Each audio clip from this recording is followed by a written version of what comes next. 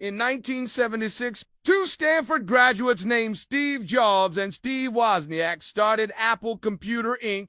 in a garage in Jobs' parents' house with a third lesser-known partner named Steve Gates. The first product was the Apple I, a computer kit that sold for $400. Just like that, the journey of one of the most valuable companies in the world began. For many years, Apple was just another Silicon Valley tech company trying to make it big. It wasn't until the late 80s when things really took off with the launch of the Macintosh. The iconic commercial showing a scientist sitting down after being frustrated by his colleagues, pushing a button and saying hello to the Mac, changed the way people saw computers forever. After all, it was the first mass-produced personal computer with a full-fledged graphical user interface. But while the Mac was revolutionary, it was also expensive at $2,500. As a result, only universities, businesses, and well-off hobbyists could afford it. And so what happened? IBM released the IBM PC, which cost half as much.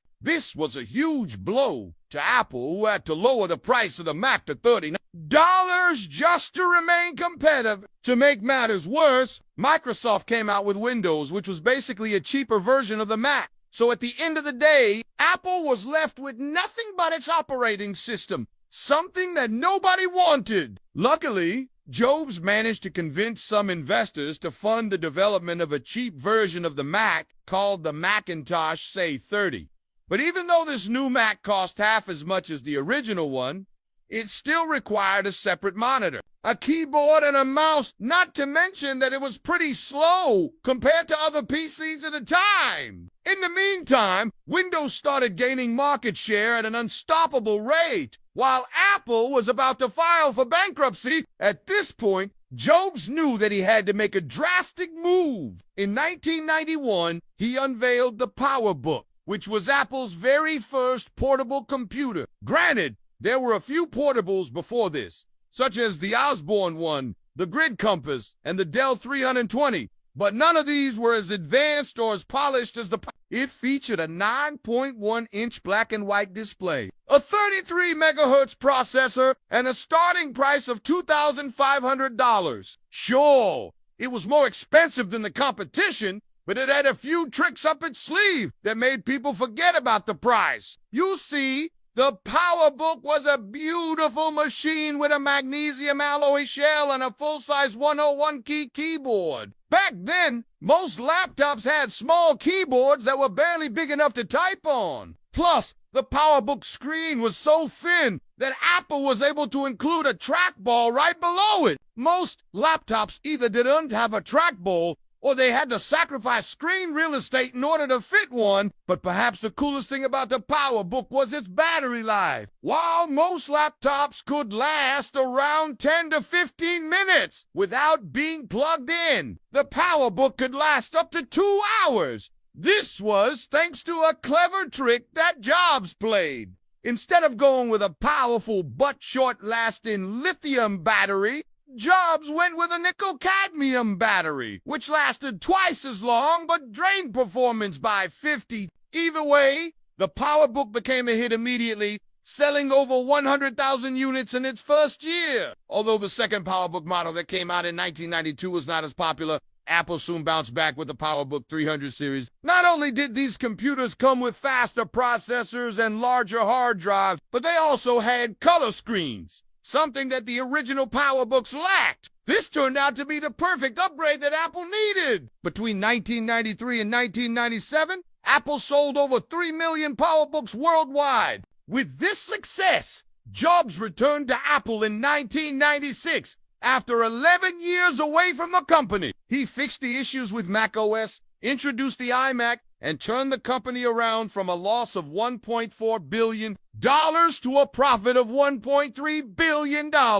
All in all, Jobs' return to Apple proved that brand loyalty is real, because if he hadn't fixed macOS, there's a chance that the iMac wouldn't have sold as well. Similarly, if the iMac hadn't sold well, Jobs would have never been able to introduce macOS 10, which led to the introduction of the MacBook in 2006. Now, Jobs wanted to capture a portion of the ultra-affordable laptop market. This time, though, he didn't want to sacrifice too much on specs for the sake of affordability. You see, while the cheapest Windows laptops of the time, such as the HP Pavilion, Dell, Inspiron, and Toshiba Tecra, were selling for under $1,000, the cheapest MacBook model cost $1,300. That's why when the MacBook Air came out in 2008, it caused quite a stir. The MacBook Air was easily the thinnest and lightest laptop on the market. It weighed just 2.96 pounds, which was almost half as much as the 13-inch MacBook. Also, its design was absolutely gorgeous, with an aluminum finish and a midnight blue color. Plus, it had a 13-inch glossy LED display and a 1.86 gigahertz Core-Duo processor. All in all, the MacBook Air seemed like the perfect machine, especially since it started at just $1,500. But there was one problem. Even though the MacBook Air was thinner and lighter than the Asus EPC, it cost $1 more than the most expensive version of the EPC. So it's no wonder that the sales of the MacBook Air were underwhelming. In the first quarter of 2008, Apple sold 110,000 MacBook Airs, whereas they sold 370,000 13-inch MacBooks. Of course, this doesn't mean that the MacBook Air was a failure. After all, it's still being produced to this day. But it's safe to say that it didn't live up to the hype. Fortunately, Apple was able to bounce back in 2010 when they released the Air 2. Unlike the first Air, the Air 2 was significantly cheaper, starting at just $999. It also featured an 11.6-inch LED display, an Intel Core i7 processor, and up to 12 hours of battery life.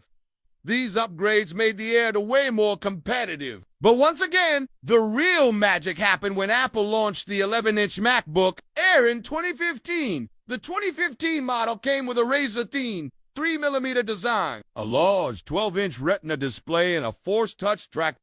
It also marked the end of an era, as it was the last MacBook with a built-in optical drive. But despite all of the cool new features, the 2015 MacBook Air was plagued with a major flaw. You see, the new 12-inch Retina display was so thin that Apple had to use a panel that was coated with a reflective layer. This made the screen look gorgeous, but it made typing on the keyboard nearly impossible, especially under any kind of ambient lighting. To make matters worse, the keyboard was already narrow to begin with, so using the arrow keys felt like a chore. On top of that, many users reported that the butterfly switch keyboard had a high failure rate, possibly due to dust or food particles getting trapped inside. By 2017, it was clear that the MacBook Air was in desperate need of a refresh. The main improvements with the 2018 model were the larger keyboard, the better battery life, and the upgraded internals. Even though the 2018 model looks identical to the 2015 model, these three changes made a world of difference. First, the larger keyboard allowed for full-size function keys, a Touch ID button, and a power contact switch. Second,